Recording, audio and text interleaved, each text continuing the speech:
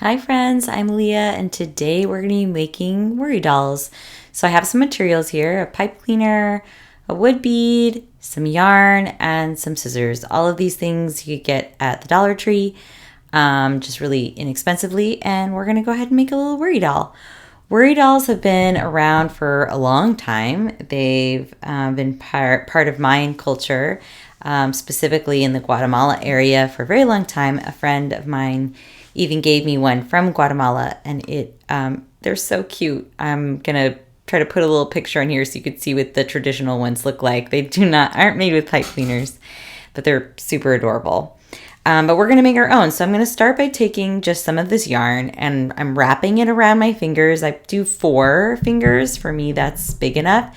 And then I'm gonna fold the pipe cleaner in half and then tuck the yarn halfway through in that and then twist it so it's tightened around those pieces of yarn.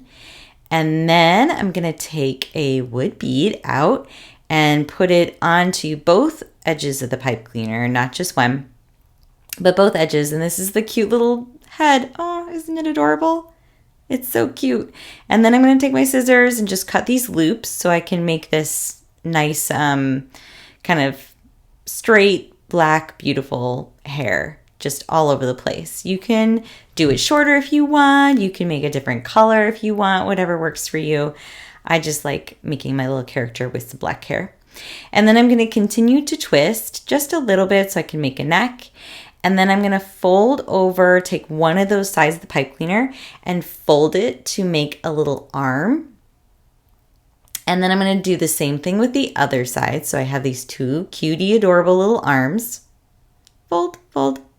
And then I'm going to continue to twist as I'm making the torso, continuing to twist the 2 together. And then I'm going to come to the bottom and I'm going to be making the little legs. So once I've gotten a long enough body, I'm going to fold up the rest of the pipe cleaner to get one leg and then twist it into the torso and do the same thing with the other side. Okay, so now I've got my little worry doll finished, and I'm going to be making it a cute little outfit. So I have some blue yarn here, and I'm just going to start wrapping it. I'm going to start wrapping it kind of around the neck, so it's going to hold it a little stronger up at the top there, and I'm going to go kind of in a figure 8 around the arms so it keeps it steady and in place. And then I'm going to wrap it around through the torso until it gets kind of like it's a dress, like it's a big bunch. And I'm going to do a figure 8 again around the legs and then wrap it around all the way up. And I'm going to keep going just like that so that I can make it have a cute little outfit.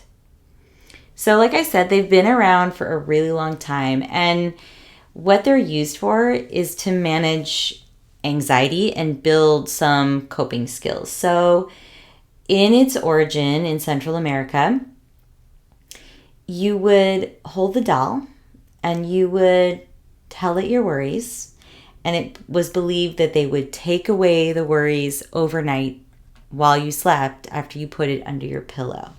So it's a really great way for us now to vocalize what our worries are and to be able to release them or to be able to utilize them for action. By placing our worries to an external thing, we're really able to let go of quite a lot. Thank you for joining me. Subscribe for more videos. See you next time.